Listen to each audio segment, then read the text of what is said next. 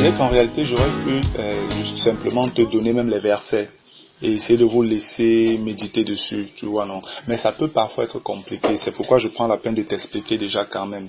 Bon, comme je suis en train d'enregistrer aussi, ça fait que vous pourriez méditer dessus davantage, et s'il y a des points peut-être difficiles, vous pourrez écouter aussi ce que je suis en train d'expliquer maintenant. Mais pour Romains 6, à partir du verset 5, tu vois, quand on regarde à partir du verset 5, jusqu'au verset 23, comme on venait de l'étudier, on voit bien que le problème n'est pas la chair physique, le corps. Parce que le corps peut être un instrument de justice lorsqu'on a compris quelle est notre position en Jésus-Christ. Si c'est que tu as compris que tu es mort avec Christ et que tu es ressuscité en nouveauté de vie avec lui et que Christ maintenant t'a mis dans une position élevée où tu n'es plus obligé d'être l'esclave du péché, donc de la chair, de cette puissance de péché et de mort, tu peux donc maintenant devenir un esclave de justice. C'est l'enseignement de Romains 6 en réalité. Romains 6 nous parle de la victoire sur le péché, en fait. En nous présentant comment on a la victoire sur le péché, c'est par notre position en Jésus-Christ qui est mort, qui est ressuscité et qui vit maintenant pour le Seigneur. Et on nous invite, nous aussi à partir du verset 11 de Romains 6, à nous placer dans la même position que Jésus. C'est pourquoi on dit ainsi vous-même, regardez-vous comme mort au péché et comme vivant pour Dieu en Jésus-Christ. C'est en fait ça. Bon, un autre passage qui donne de comprendre qu'il y a vraiment une différence entre la chair, le corps physique, et la chair, puissance de péché et de mort qui habite dans nos membres. On peut regarder Romains 7, 5.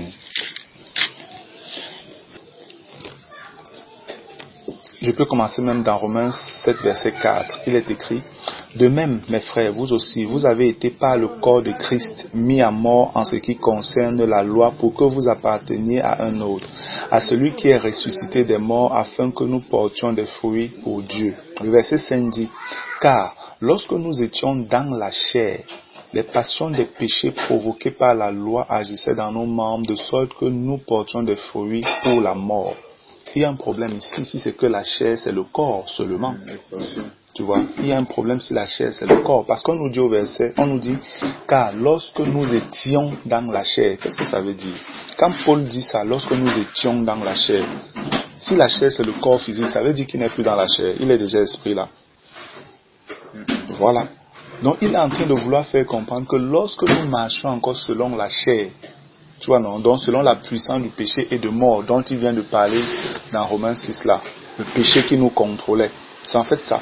Le verset 5, par la question, par la manière de Paul de dire, lorsque nous étions dans la chair, il le dit alors qu'il est encore dans la chair, mais il dit lorsque nous étions, comme s'il n'est plus dans la chair. Ça montre donc que chair ici n'est pas seulement le corps physique. Tu vois, mais que c'est une puissance autre que le corps physique. Parce que Paul, en le disant, il est bien vivant. Il est bien dans son corps, dans la chair. Mais il nous donne de comprendre que non, ce n'est pas seulement le fait d'être dans le corps qui est un problème. Parce qu'il est dans le corps, mais il dit lorsque nous étions dans la chair. Ça montre donc que la chair n'est pas toujours le corps seulement. Lorsque nous étions dans la chair, il dit maintenant, les passions des péchés provoqués par la loi agissaient dans nos membres. Tu vois. Donc, lorsque nous étions dominés par la chair, les passions des péchés là, les péchés maintenant agissaient en nous. La chair nous poussait à aller agir, à aller pécher avec notre corps. C'était donc ça le problème. De sorte que nous portions des fruits pour la mort. Parce qu'on a vu là plus tard que le salaire du péché c'est la mort. Péché étant synonyme de chair, selon le Seigneur, selon les révélations de la parole. Bien, donc on peut encore regarder d'autres passages en plus de Romains 7, 5 là. Regardons un peu Romains 8. Au niveau de Romains 7 là. C'est vrai qu'on va peut-être ici au verset 20. Romains 7, verset 20. Oui. Quand il dit si je fais ce que je ne veux pas, ce n'est plus moi qui fais, c'est le péché qui en fait, c'est la chair en fait. C'est la chair, amen. Justement, c'est ça.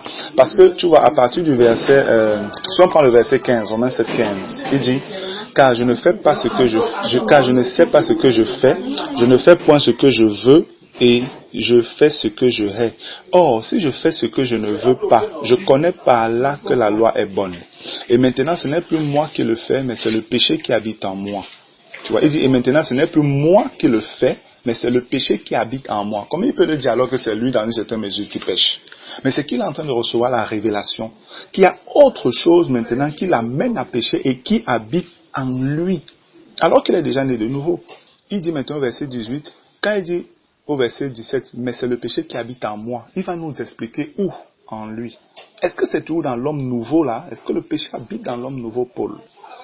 Il nous explique donc en disant verset 18, ce qui est bon, je le sais, n'habite pas en moi. Après il dit, c'est-à-dire dans ma chair. Maintenant, chair ici c'est dans son corps. Tu vois? Donc ça habite dans mon corps. J'ai la volonté mais non le pouvoir de faire le bien. Pourquoi? Parce qu'il n'a pas encore reçu la révélation. Puisque la révélation, la vérité a franchi. C'est la révélation qui nous donne le pouvoir de connaître, de pouvoir agir en conformité à la volonté de Dieu. C'est pourquoi il peut dire j'ai la volonté mais non le pouvoir. Parce que il veut mais il ne connaît pas encore. Tu vois non? Et les gens disent souvent que la connaissance c'est le pouvoir. Les gens disent souvent l'information c'est le pouvoir. En fait c'est de ça qu'il est en train de parler ici. Le verset 19. Car je ne fais pas le bien que je veux et je fais le mal que je ne veux pas.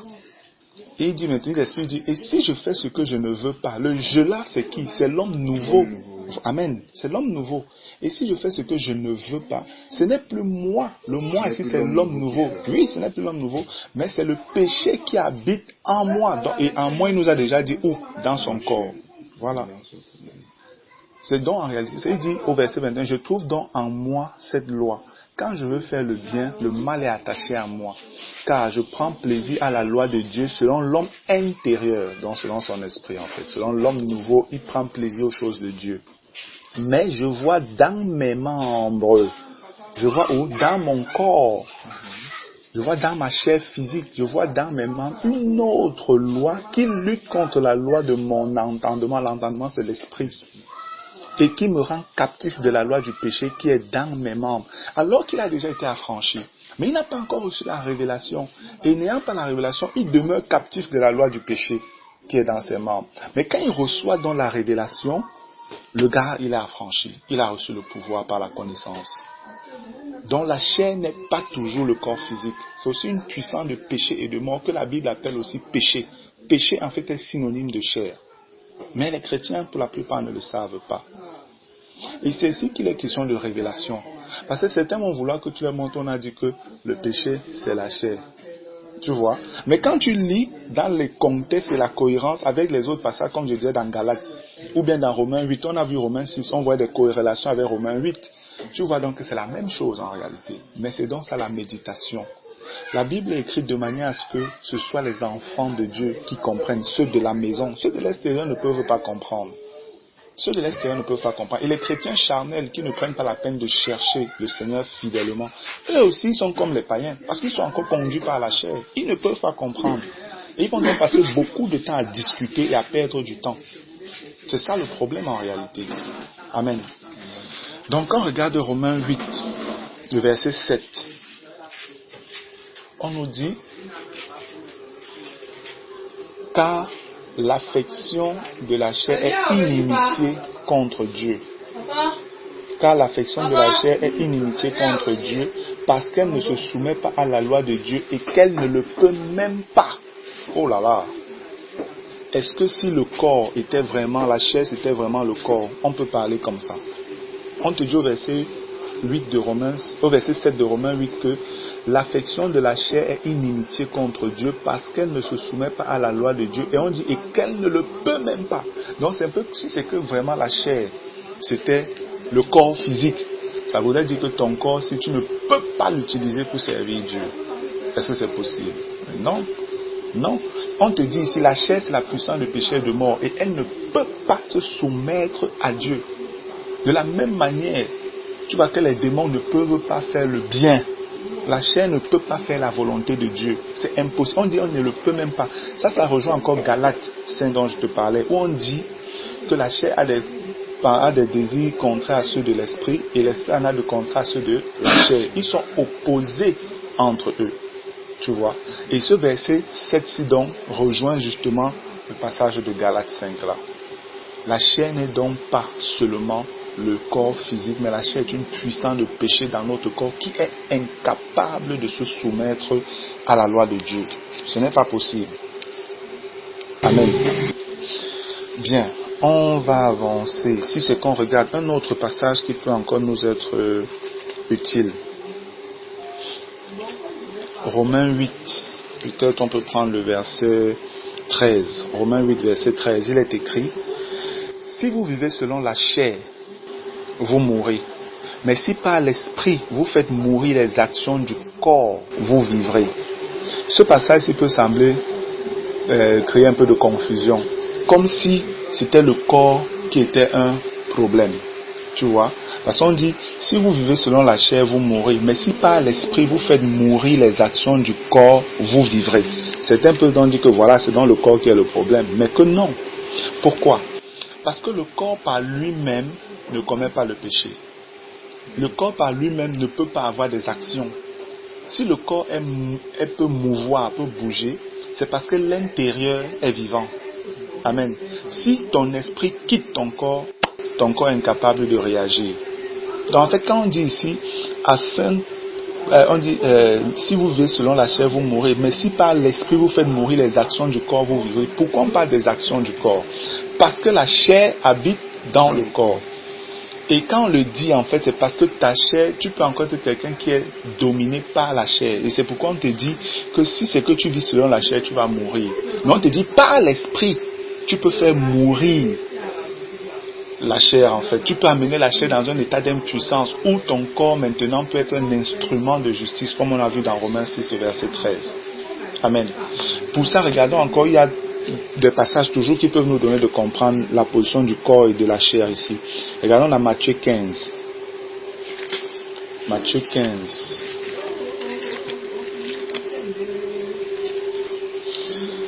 Matthieu 15, je vais lire à partir du verset 1.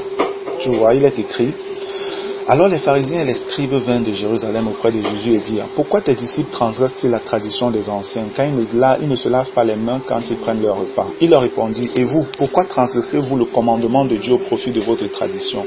Car Dieu a dit: honore ton père et ta mère, et celui qui maudira son père ou sa mère sera puni de mort. Mais vous, vous dites: celui qui dira à son père ou à sa mère: ce dont j'aurais pu t'assister est une offrande à Dieu, n'est pas tenu d'honorer son père ou sa mère. Vous annulez ainsi la parole de Dieu au profit de votre tradition. Hypocrite, Ésaïe a bien prophétisé sur vous quand il a dit: ce peuple m'honore des lèvres, mais son cœur est éloigné de moi.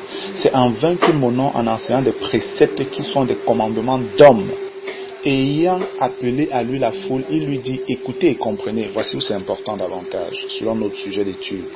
Ce n'est pas ce qui entre dans la bouche qui souille l'homme, mais ce qui sort de la bouche, c'est ce qui souille l'homme. Parce que le Seigneur parle ici des choses spirituelles.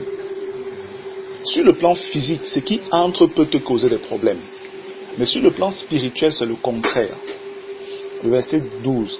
Alors ses disciples s'approchaient et lui dirent: sais-tu que les pharisiens ont été scandalisés des paroles qu'ils ont entendues? Il répondit: toute plante que n'a pas plantée mon Père Céleste sera déracinée.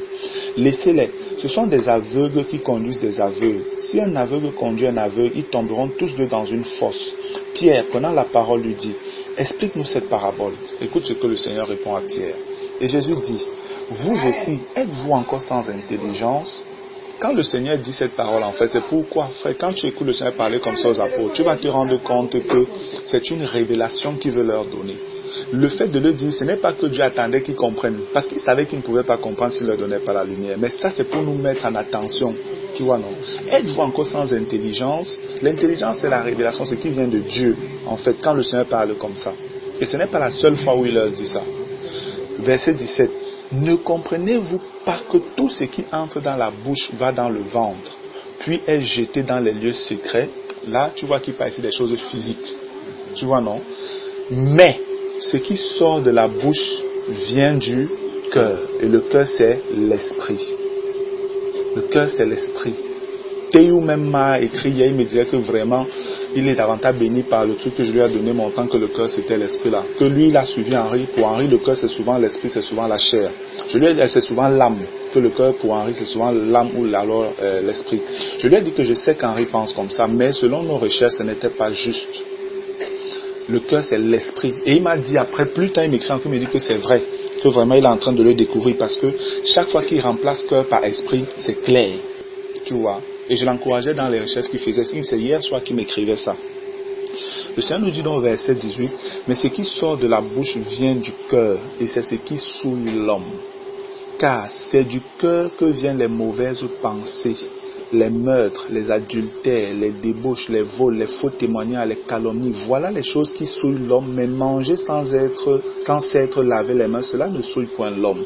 Ça nous donne justement, Jésus est en train de révéler ici, que ce n'est pas le corps qui est le problème. Jésus révélait qu'il y a des choses c'est le cœur, c'est l'intérieur, le domaine spirituel qui est le problème. Tu vois? Parce que quand il dit, car c'est du cœur que viennent les mauvaises pensées, ton corps peut avoir les mauvaises pensées. Non. Les débauches, ton corps peut aller à la débauche seul. Les vols, ton corps peut voler. Les faux témoignages, les calomnies, ton corps peut faire ça. C'est de l'intérieur. Tu penses ces choses à l'intérieur avant de les sortir. Donc, c'est la puissance qui est à l'intérieur qui est un problème. C'est ce que Jésus révélait déjà. Et c'est ce que Paul explique donc. Voici donc un passage, comme je vous avais dit, que Jésus dit souvent, les épîtres sont les explications des paroles du Seigneur. Je vous ai dit ça, n'est-ce pas? Et je vous dirais justement qu'il y a des passages que tu lis et tu essaies de trouver quel est l'enseignement de Jésus que Paul explique ici. Voilà donc un exemple. Romains 8 qu'on venait de lire là, voici où Jésus explique. En fait, c'est l'explication de la parole si que Paul était en train d'expliquer là-bas.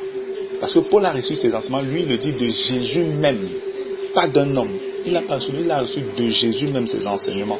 Donc le Seigneur lui donnait l'explication terre à terre pour l'Église. Quand Jésus parlait ici, les Juifs qui étaient là avaient du mal à comprendre ce qu'il disait. Même les apôtres, tu vois que les apôtres avaient besoin d'ailleurs expliquer encore les choses terre à terre pour qu'ils comprennent. Et ça c'était pour nous, l'Église, pour notre bien plus tard. Donc on voit bien dans ce contexte-ci que le corps n'est pas le problème. Non, c'est plutôt l'intérieur qui est le problème. Et quand on parle du cœur, ça veut dire que c'est un cœur qui est encore charnel, souillé. C'est un cœur qui est souillé. Parce que le cœur du chrétien ne peut pas venir de ces choses du cœur du chrétien, l'homme nouveau. Ce n'est pas possible. Mais maintenant, puisque la chair est encore dans le chrétien au niveau de son corps physique, de ses membres, si le chrétien ne connaît pas comment avoir la victoire sur la chair peut donc pousser le chrétien à manifester ces choses aussi. Et c'est comme ça donc qu'on pêche, en réalité, que le chrétien pêche. Et puisque la chair va être ôtée de notre corps lors de l'enlèvement ou alors de la résurrection des morts en Christ, et que la chair ne va donc plus être présente dans notre corps glorieux, c'est pourquoi on ne pourra plus pécher. Parce que notre homme nouveau est à l'image de l'esprit de Jésus-Christ. Ça ne peut pas pécher par elle-même. Non, c'est pas possible. Il faut une excitation qui t'amène à pécher. Mais lorsque tu as donc compris quelle est la place de la chair et quelle est la place que tu occupes en Christ par la nouvelle naissance, tu n'es donc plus esclave de la chair. Amen. On peut lire un autre passage qui peut davantage nous éclairer, c'est Luc 11. Regardez un peu Luc 11. Toujours pour bien comprendre Romains 8, 13. Lorsqu'on regarde dans Luc chapitre 11, on va lire les versets 37 à 41. Il est écrit, Luc 11, 37 à 41, voilà ce qui est écrit.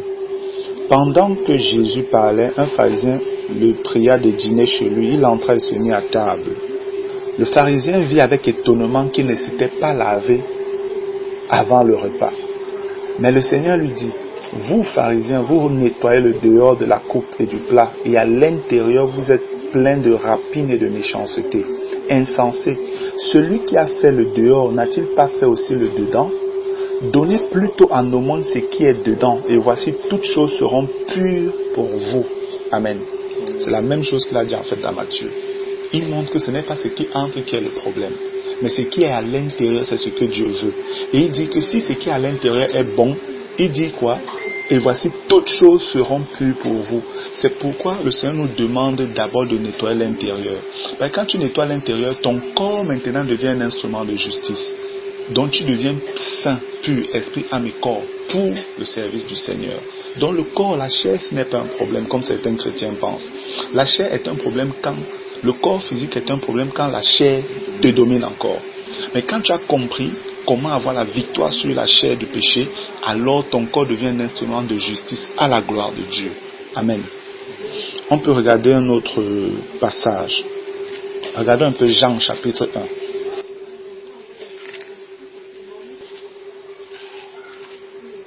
Jean chapitre 1, on nous parle ici là de la lumière qui est venue dans la personne de Christ. On nous dit au verset 11. Jean chapitre 1 verset 11. Elle est venue chez les siens et les siens ne l'ont point reçue. Verset 12. Mais à tous ceux qui l'ont reçue, à ceux qui croient en son nom, elle a donné le pouvoir de devenir enfants de Dieu, lesquels sont nés non du sang, ni de la volonté de la chair, ni de la volonté de l'homme, mais de Dieu. Le Seigneur m'avait accordé par sa grâce, je crois, la révélation pour que je comprenne un peu plus ce passage. Parce que je méditais, je me disais, mais quand le Seigneur dit lesquels sont nés non du sang, après il dit ni de la volonté de la chair, après il dit ni de la volonté de l'homme, mais de Dieu. Ça veut dire quoi? C'est quand même des choses différentes, sinon il ne les dirait pas. Ce sont des choses différentes, ce sont des positions différentes devant Dieu. Et quand tu lis le chapitre 1 dans de Jean verset 13, tu comprends que Dieu est en train de nous révéler la puissance de l'œuvre que Christ a accomplie à la croix, ou encore les bénéfices de cette œuvre-là. Quand le Seigneur dit, par exemple, que nous sommes nés non du sang, ça nous révèle quoi? Ça révèle que le sacrifice de Jésus nous a franchis de la nature adamique et du péché. Pourquoi? Parce que dans Actes, je crois que c'est dans Acte 17 que Paul fait comprendre que Dieu, les hommes sortis d'un seul sang, parlant d'Adam. Et c'est dans la nature adamique que nous sommes nés dans le péché. Quand on dit donc du sang, ça veut dire que depuis les origines, ce n'est pas, on ne devient pas enfant de Dieu parce que nous venons d'Adam. C'est en fait ce que le Seigneur veut nous dire. Il veut nous faire comprendre que le sacrifice de Christ nous a affranchis de la vie d'Adam. Et c'est pourquoi on nous dit que nous ne sommes plus avec le premier Adam, mais avec le second qui est Christ en réalité. C'est pourquoi on dit non du sang. Ce n'est pas l'affaire de notre nature propre là, le péché, non, parce que Dieu l'a détruit. Après on te dit ni de la volonté de la chair. Que révèle la volonté de la chair? Ça nous révèle simplement que le Seigneur, ce n'est pas la mort de Christ nous délivre de la domination du péché également.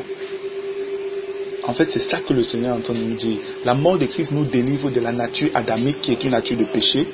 La mort de Christ nous délivre de la domination du péché. Et après, on nous fait comprendre ni de la volonté de l'homme. La volonté de l'homme parle simplement du monde et de toutes ses pratiques et coutumes.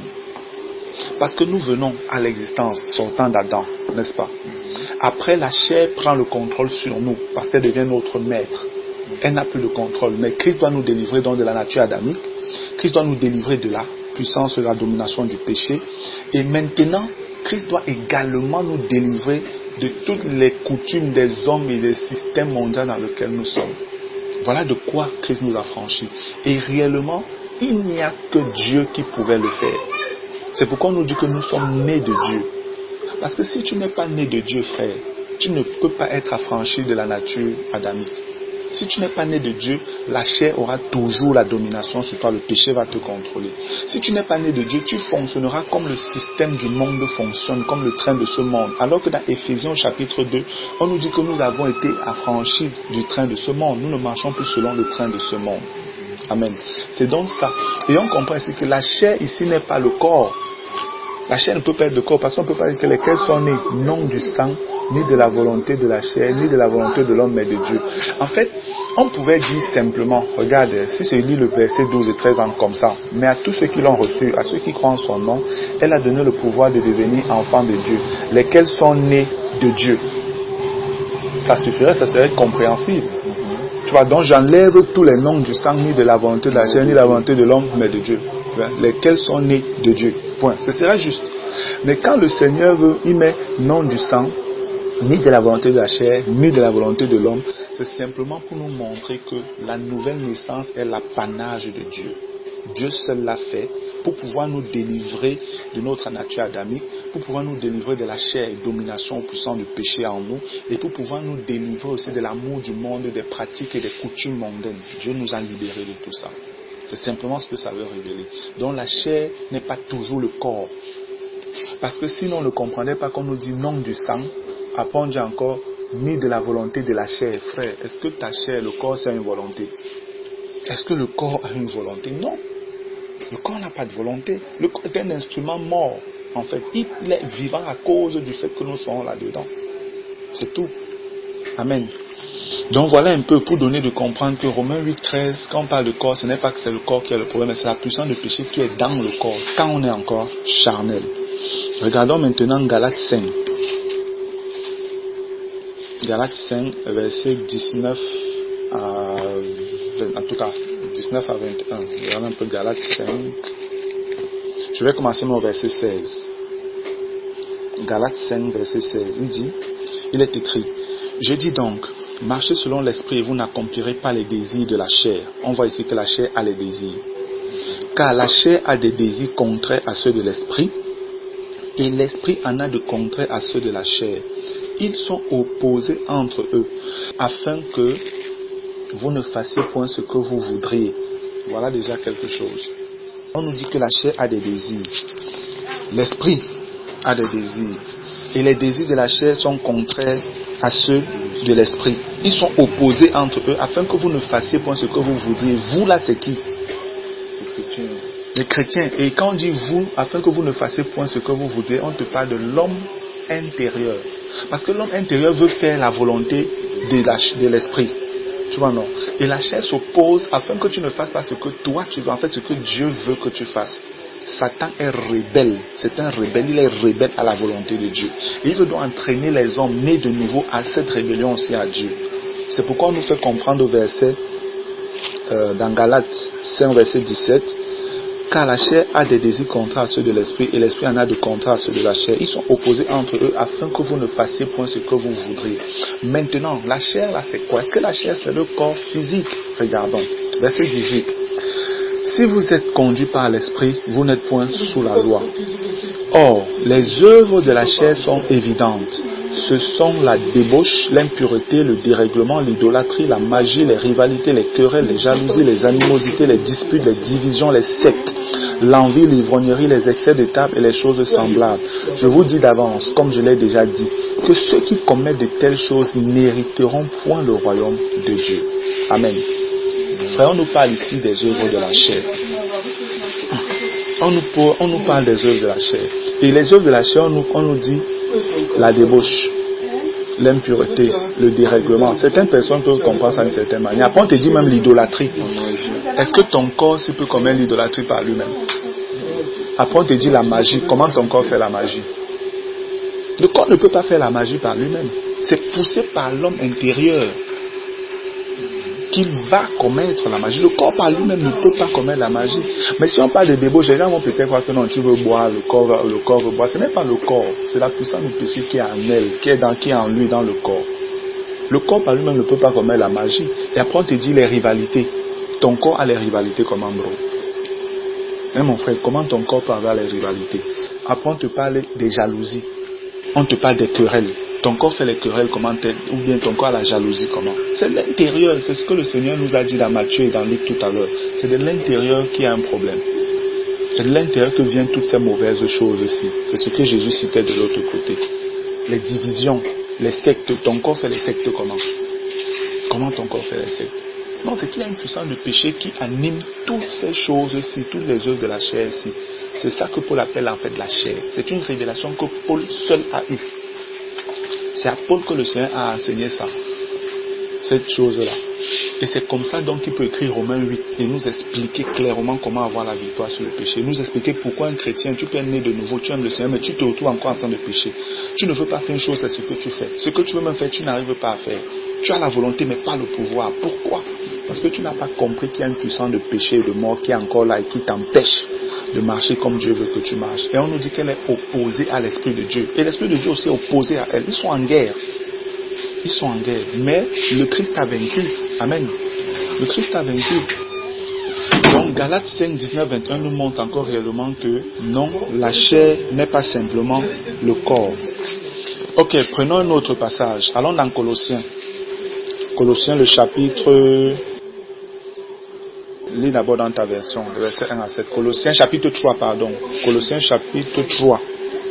Colossiens chapitre 3, les versets 1 à 7. Okay. Si donc vous êtes ressuscité avec Christ, cherchez les choses d'en haut où Christ est assis à la droite de Dieu. Affectionnez-vous aux choses d'en haut et non à celles qui sont sur la terre. Car vous êtes morts et votre vie est cachée avec Christ en Dieu. Quand Christ votre vie paraîtra, alors vous paraîtrez aussi avec lui dans la gloire. Faites donc mourir les membres qui sont sur la terre, l'impudicité, l'impureté, les passions, les mauvais désirs et la cupidité qui est une idolâtrie. C'est à cause de ces choses que la colère de Dieu vient sur les fils de la rébellion, parmi lesquels vous marchiez autrefois, lorsque vous viviez dans ces péchés. Amen. Gloire à Dieu. En fait, relis le verset 5. Faites donc mourir les membres qui sont sur la terre, l'impudicité, l'impureté, les passions, les mauvais désirs et la cupidité qui est une idolâtrie. Il y a un problème avec cette traduction. Est-ce que tu remarques laquelle? Et faites mourir les membres qui sont sur la terre. Et les membres là, c'est quoi? L'impudicité, l'impureté. L'impudicité, c'est un membre. L'impureté, les mauvais désirs, ce sont des membres. La cupidité, c'est un membre. Mais non, c'est mal traduit. Et c'est Louis II. Mais votre Louis II est un ancien Louis II. Le mien est un Louis II révisé. Tu vois, moi, Louis II de la nouvelle édition de Genève. Voici comment c'est traduit dans ma version, le verset 5. Le verset 5 de Colossiens 3. Voici comment il est traduit dans ma version. Faites donc mourir ce qui, dans vos membres, est terrestre. C'est différent. Chez vous, on dit, faites donc mourir les membres qui sont sur la terre. Comme si les membres là étaient un problème. Mais dans ma version, on dit, faites donc mourir ce qui, dans vos membres. Et ça rejoint ce que Paul explique dans Romains 7. Disons que dans nos membres, en nous, il y a quelque chose qui n'est pas bon. C'est ça la bonne traduction en réalité. Donc le verset 5 nous fait encore comprendre qu'il y a quelque chose dans nos membres qui suscite donc l'impureté, la débauche, les passions, les mauvais désirs, la cupidité, qui est une idolâtrie. Donc voici un autre verset qui montre que la chair, ce n'est pas seulement toujours le corps physique, mais c'est aussi une puissance de péché qui habite dans nos membres. Et c'est elle qu'on doit amener à la mort. Elle doit rester dans sa position, parce que Christ l'a crucifié en réalité. Christ l'a vaincu à la croix. La chair agit comme Satan. La Bible nous révèle que Satan a été vaincu à la croix, non? Mais Satan agit toujours. Dans Galates, on nous fait comprendre que ceux qui sont en Christ ont crucifié la chair et ses passions et ses désirs. Mais la chair est toujours en activité comme Satan. Parce que le moment de la défaite finale n'a pas encore sonné. Il y a un temps pour toutes choses et le Seigneur connaît le temps là. La Bible nous révèle ce temps. Pour nous, nous serons affranchis de toute leur puissance, de toutes leurs actions à l'enlèvement, si nous restons vivants quand le Seigneur vient. Pour d'autres, c'est quand ils meurent et qu'ils vont là-bas au ciel. Non, ils sont totalement délivrés. Amen. Donc par ce passage encore de Colossiens 3:5, on voit que non, il y a quelque chose dans nos membres qui suscite toutes ces mauvaises choses. Comme Jésus nous a dit dans Matthieu, qu'on a lu tout à l'heure 15 et dans Luc aussi, en disant que c'est de l'intérieur que vient le problème. Ce n'est jamais de l'extérieur. Le corps n'est pas un problème en lui-même. Le corps n'est qu'un instrument qu'on utilise. C'est un peu comme le couteau. Le couteau par lui-même, il est là comme s'il n'est pas dangereux. Tu vois, non, il ne peut rien faire. Mais pourquoi le couteau, il faut que quelque chose lui donne dans une certaine mesure vie. Tu vois, non, c'est quand tu prends maintenant le couteau et que tu agis que le couteau devient dangereux. Mais le couteau peut aussi être un instrument pour le bien, en fonction de la pensée qui anime le couteau, ou alors qui anime la personne qui tient le couteau. C'est aussi simple que ça. Donc notre corps peut être comme un couteau. Ton esprit, toi qui es à l'intérieur, c'est maintenant qu'est-ce qui t'anime? Si c'est l'Esprit de Dieu qui t'anime, tu feras les choses que Dieu veut, tu combattras le mal. Mais si c'est que c'est la chair qui t'anime, tu feras dans les choses de la chair de Satan et tu combattras le camp de Dieu. C'est aussi c'est très simple, frère, en réalité. C'est écrit, c'est révélé dans les Écritures. Mais parce qu'on parfois on étudie la Bible avec déjà des idées préconçues, on ne perçoit plus ces choses-là. On ne perçoit plus ces choses. Quand on laisse la Bible, elle, nous parler par l'Esprit, on comprend. Mais si c'est qu'on a déjà des idées préconçues, on interprète de manière totalement erronée ce qui est pourtant simple dans les Écritures. Je ne sais pas, est-ce qu'il y a encore un passage comme la position de l'âme? L'âme, en réalité, l'âme n'est que le reflet de l'état de ton esprit. Ton âme agit en fonction de l'état de ton esprit. Je vais dire quoi? Si c'est la chair, tu vois, qui domine, ton âme va refléter les actions de la chair. Ce n'est pas ton âme que le corps prend conscience de ce qu'il doit faire.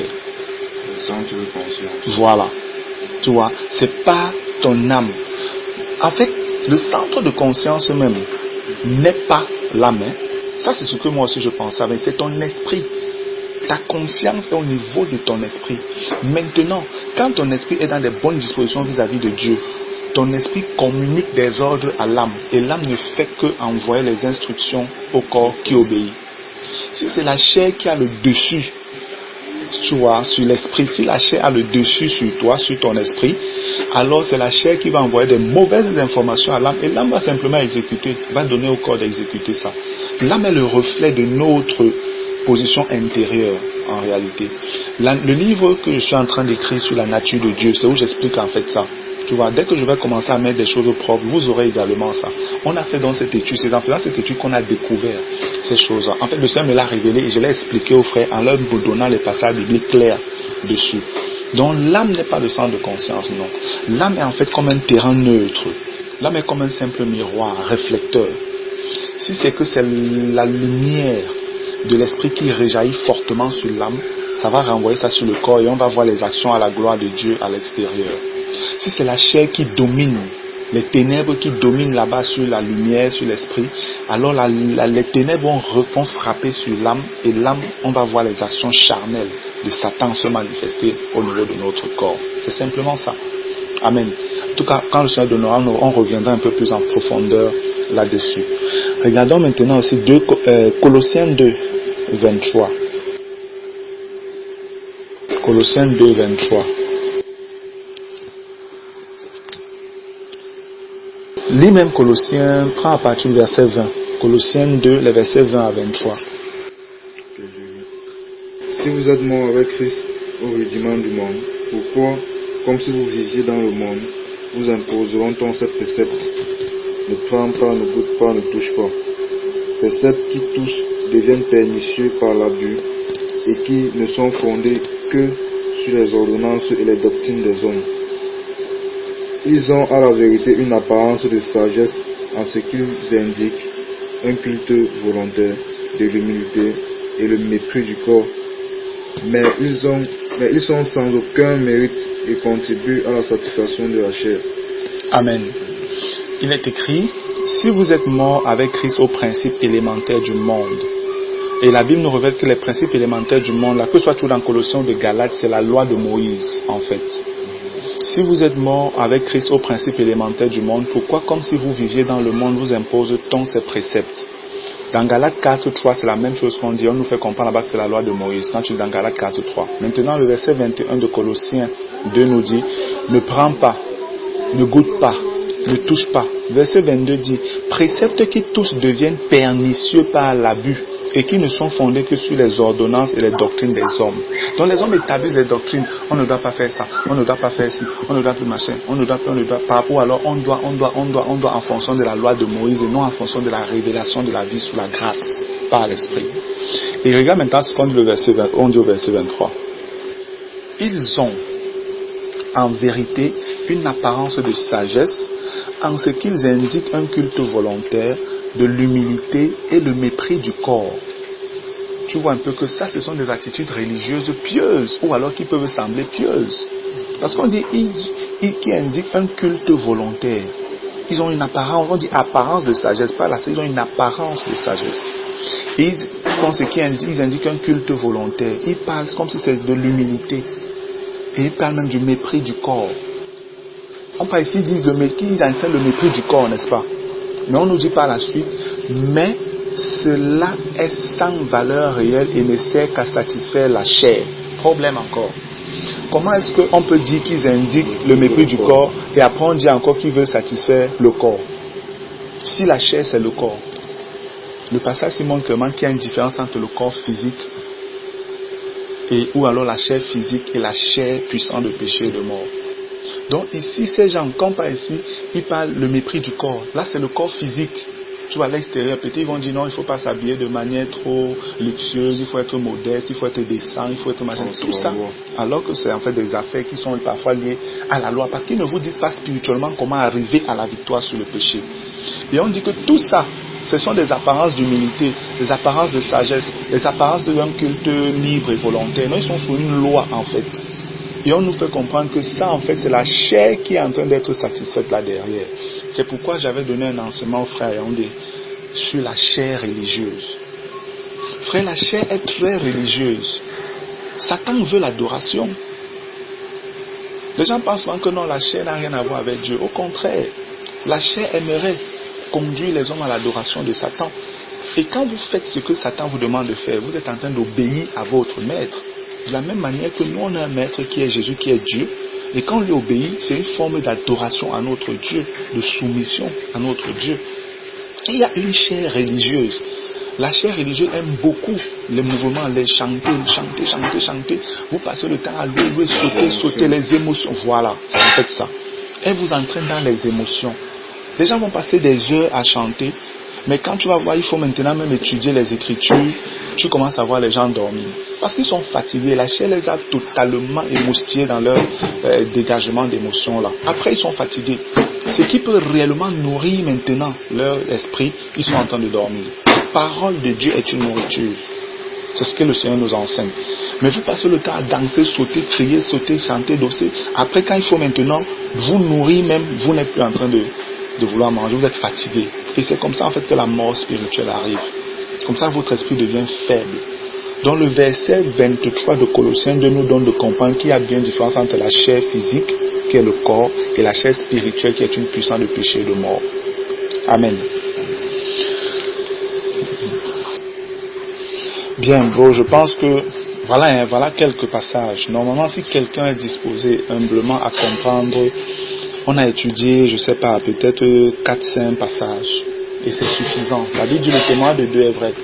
Alors il y a 4-5 passages, ça devrait être suffisant pour comprendre que la chair, ce n'est pas seulement le corps physique, mais c'est une puissance de péché de mort qui habite dans notre corps physique.